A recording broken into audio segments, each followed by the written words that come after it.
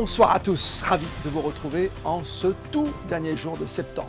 Toute l'actualité près de chez vous, invités, météo, décryptage, reportage et l'arrivée d'une nouvelle structure médicale en principauté à l'image de SOS Médecins en France avec les médecins de garde Monaco qui circuleront la nuit à bord d'un véhicule présenté ce matin devant le Conseil d'État.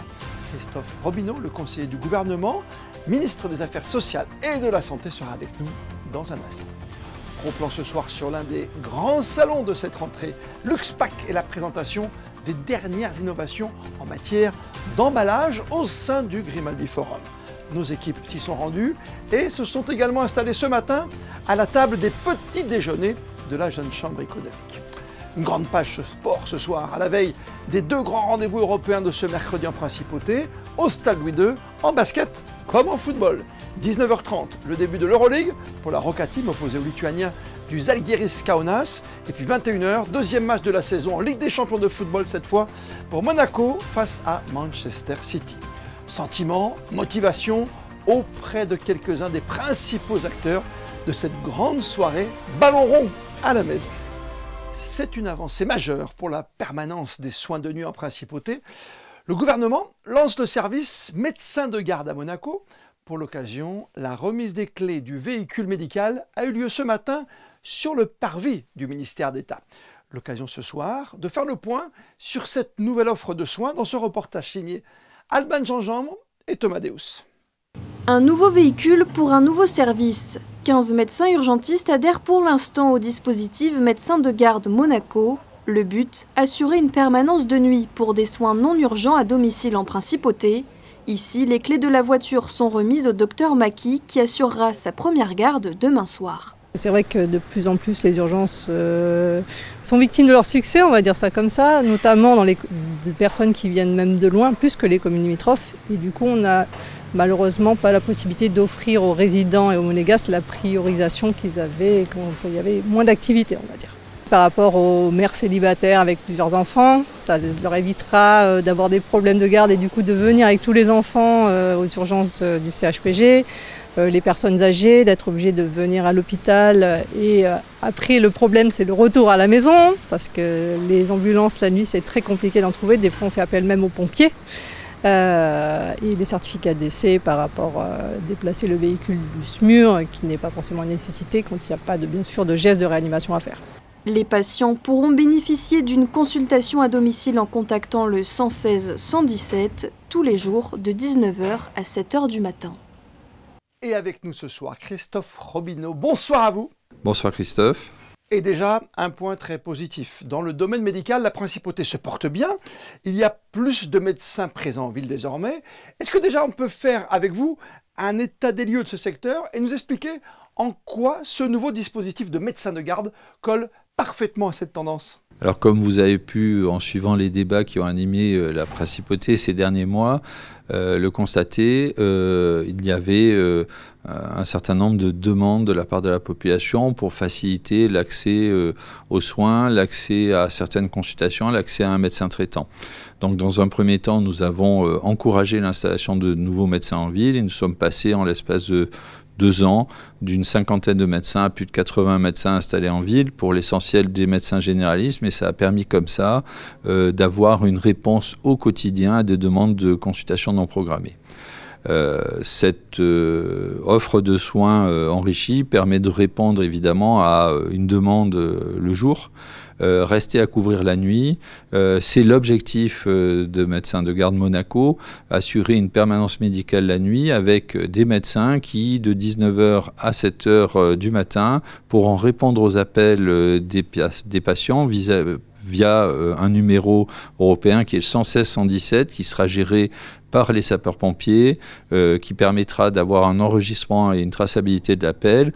Et ces médecins pourront ainsi, après avoir évalué la situation avec la personne appelante, se rendre à domicile pour lui donner les conseils, lui administrer les traitements, voire l'orienter vers le service approprié, le centre cardio-thoracique s'il constate un problème cardiologique, les urgences s'il constate un problème qui est potentiellement chirurgical, ou bien tout simplement lui donner le traitement, le laissant à domicile, répondant ainsi, je crois, à une vraie attente des résidents de la Principauté, permettant d'enrichir l'offre de façon significative.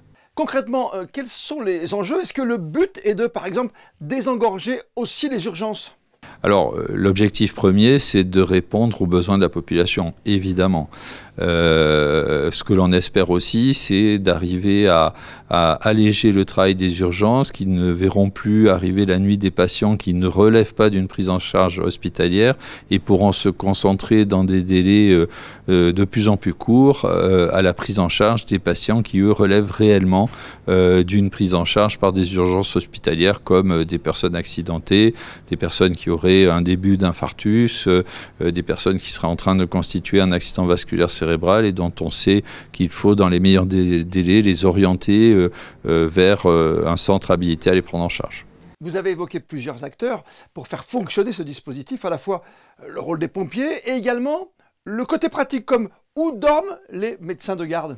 Alors les pompiers, évidemment, que je remercie encore de leur coopération, vont assurer la traçabilité, vont recevoir les appels et vont les orienter vers le médecin de garde. Les établissements de la Principauté ont participé à plusieurs niveaux. Le CHPG, parce qu'un certain nombre des médecins qui sont dans cette liste de garde sont des urgentistes qui travaillent à temps partiel au CHPG, qui consacreront une partie de leur temps libre à assurer ce service de garde. L'IM2S, parce qu'il a mis en place une chambre pour le médecin de garde et parce que le véhicule sera stationné dans le parking de l'IM2S, facilitant ainsi l'usage du véhicule. Le centre cardio-thoracique qui, lui, s'est engagé à répondre aux médecins de garde et à interpréter les électrocardiogrammes qu'ils réaliseront au domicile du patient afin de s'assurer de l'absence de risque cardiologique, à laisser le patient à domicile et éventuellement l'orienter vers la structure adaptée. Et ultime précision, c'est aussi une collaboration avec la sûreté publique. Alors c'est aussi une collaboration à la sûreté publique. De nombreuses demandes de la sûreté publique visent notamment à permettre d'évaluer le risque de la garde à vue pour une personne qui aurait été interpellée sur la voie publique en état d'ébriété. Aujourd'hui, un véhicule de police est mobilisé avec une équipe pour les adresser aux urgences du CHPG, venant ainsi finalement surcharger l'activité des urgences. Médecin de garde de Monaco pourra être mobilisé pour se rendre directement à la sûreté publique, pour examiner la personne et donner l'accord pour le maintien en garde à vue, ce qui témoigne d'une réelle volonté de collaboration entre tous les services de la Principauté, que ce soit au niveau de l'administration, de la force publique et des établissements de santé, pour qu'ensemble on puisse améliorer la prise en charge des résidents de la Principauté et les accompagner au mieux. Merci. Et on le rappelle, le numéro à composer la nuit pour les médecins de garde de Monaco est le 116 117. Bonne soirée à vous. Merci Christophe.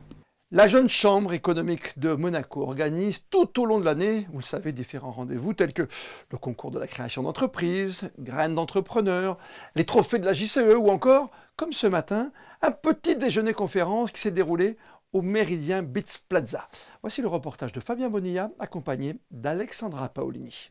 120 personnes étaient présentes pour ce troisième petit déjeuner conférence de l'année organisé par la Jeune Chambre économique de Monaco. La thématique, économie et finances en principauté, les évolutions, les tendances et les orientations stratégiques. Et le conférencier n'était autre que le ministre des Finances et de l'Économie, Pierre-André Chiappori.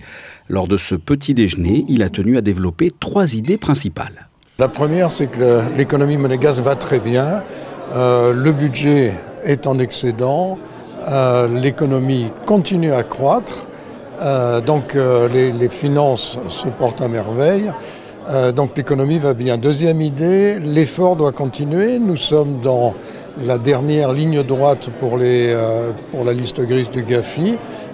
Pour le moment, le chemin qu'on suit est le bon, mais il va falloir continuer à maintenir l'effort qui a été commencé.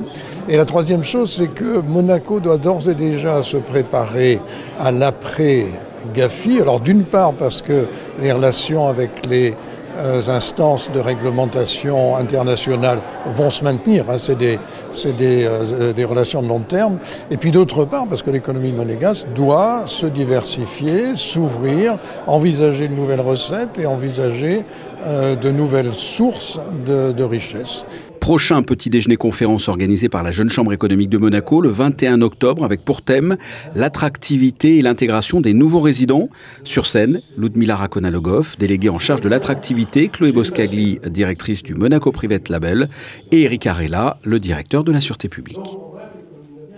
Le premier tour de l'élection législative partielle à Monaco ce week-end a livré son verdict avec Nathalie Coggia du parti présidentiel Renaissance qui est arrivée en tête des suffrages dans cette 5e circonscription où l'on retrouve parmi les Français de l'étranger ceux de Monaco, de la Principauté d'Andorre, d'Espagne ou encore du Portugal.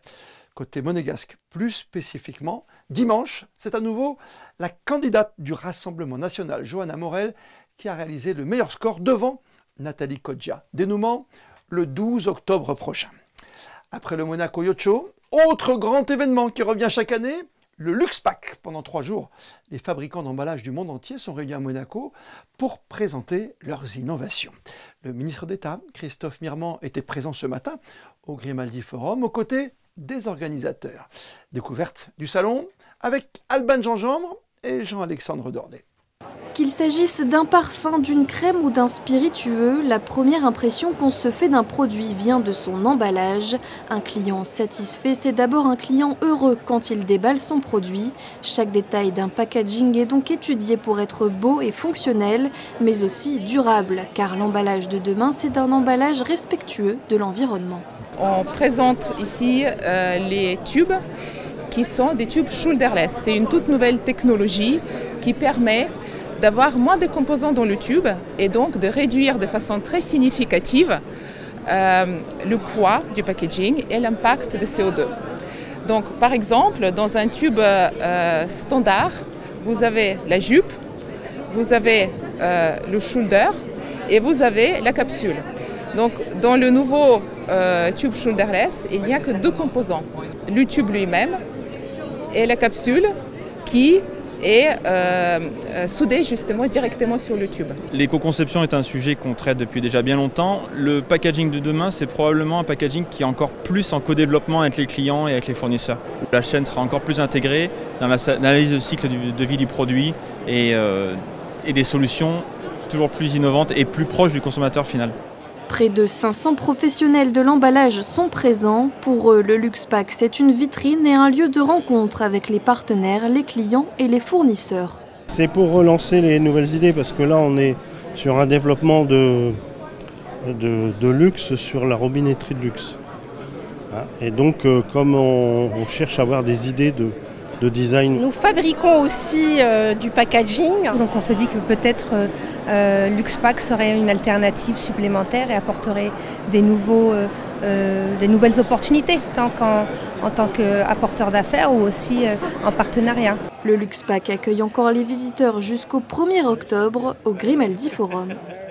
Les sports et en tennis, les très bons résultats de nos représentants monégasques au bout du monde, avec tout d'abord la victoire la nuit dernière d'Hugo Nys en double messieurs avec son compère Édouard Roger Vasselin face au duo Bopana Yuzuki 7-5, 7-5, une grande première ensemble. Le duo vise désormais une place en fin de saison au Master de Turin où se retrouveront les 8 meilleures équipes de double de l'année. Pour notre numéro 1, en Coupe Davis en simple, l'histoire est belle, très belle là aussi. En qualification, Valentin Vacheron en s'imposant en 3 manches, 4-6, 7-6, 6-4 ce midi, face au Canadien Liam Draxel. Eh bien, Valentin vient d'intégrer tout simplement le tableau final du Master 1000 de Shanghai. Une performance inédite pour le tennisman monégasque qui n'avait atteint ce niveau qu'à la maison après avoir bénéficié d'une wildcard ces 2 dernières années sur ces terres ici à Monaco.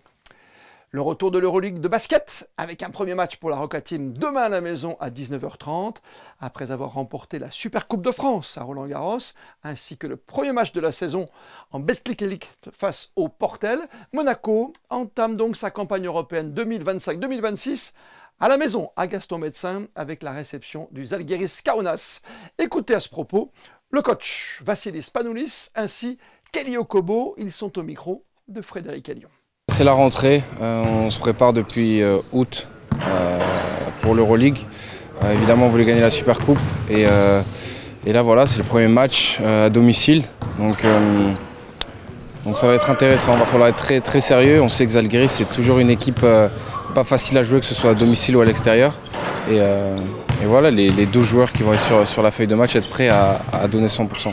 We are excited that we start this beautiful competition like EuroLeague, and you know, it's no team I think now in Europe from all 20 teams that is in the best of their shape or quality. You know, it's still start of the season. They're different team, new coach, different mindset. Generally, it's a talented team. They add some very talented players like Nigel, like Maudo, like Moses Wright. So these very talented guys. Plus they have also Sylvain and all the other Lithuanian guys. I think it is a very, very good team, and we have to be mentally very ready to play this game. On était à quelques minutes de gagner le plus gros trophée en Europe, donc beaucoup de frustration c'est sûr, mais voilà, c'est une nouvelle saison, une nouvelle équipe. Il y a les cadres toujours, mais il y a eu des nouveaux joueurs qui apportent beaucoup et voilà, on se prépare pour la saison. Ça va être long pour penser jusqu'au play-off et au Final Four. Rendez-vous donc demain pour le basket à 19h30 au sous-sol du Stade Louis II.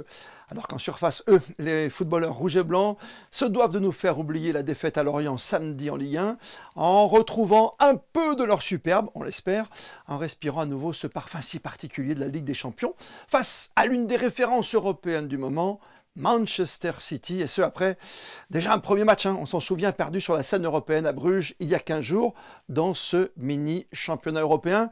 Il y a donc urgence, sensation, ambition avec le coach Adi Hütter et son buteur Mika Bierz. To win against Man City in football, lots of things are possible. For sure, we need a fantastic day. We need all what we give the players on their hands, that we try to implement this, that everybody is on his best peak.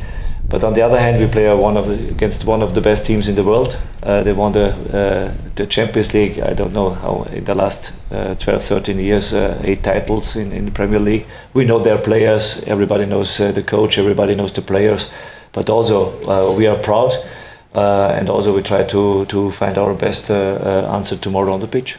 Same as when I joined in January towards the end of the season last year. I think at home we were really good, and you know, I think tomorrow is another exciting opportunity against a really, really good team. But you know, I think we're good players, and if we all perform to the capability, I think it can be a really exciting night. And like you say, with a little bit of a different atmosphere, I think, you know, a lot of teams prefer playing at home, and you know, it's a surrounding we're really comfortable with. And yeah, like I say, we're really excited for the game tomorrow.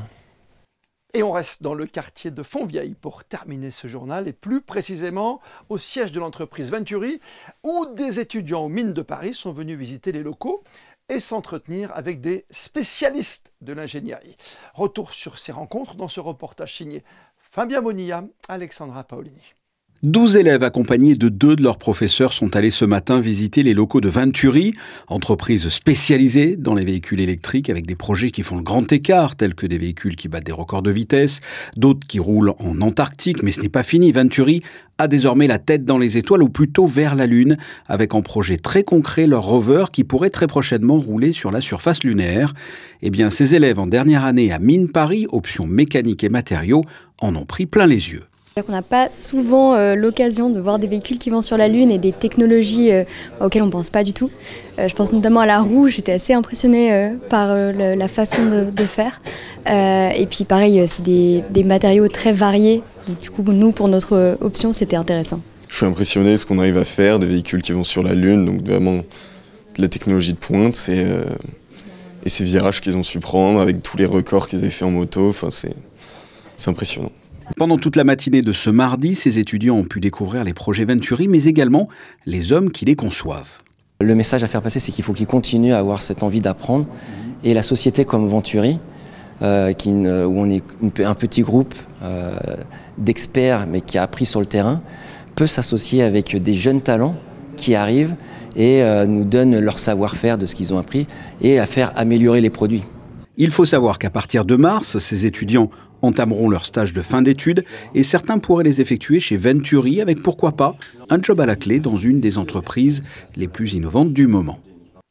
Et avant de découvrir votre météo pour les prochaines heures, en compagnie d'Alban Jean-Jambe, comme le veut la tradition, on termine ce journal par les instantanés du jour, avec ce soir un retour dans le passé, 5 ans en arrière, et le tout premier match de la Rocca Team de son histoire en Euroleague, c'était le 30 septembre 2021, salle Gaston Médecin, face au Panathinaïkos, avec à la clé un succès 75-63. Souvenirs. Demain, 19h30, nouvelle saison, chargée d'ambition, on l'a bien compris pour l'AS Monaco Basket, dans sa quête vers les sommets des paniers européens. Les photos sont signées et ont été sélectionnées par Manuel Vitali. On se retrouve demain pour un tout nouveau journal. D'ici là, passez toutes et tous une très belle soirée. Et plus que jamais, vous le savez, vous êtes bien sur Monaco Info.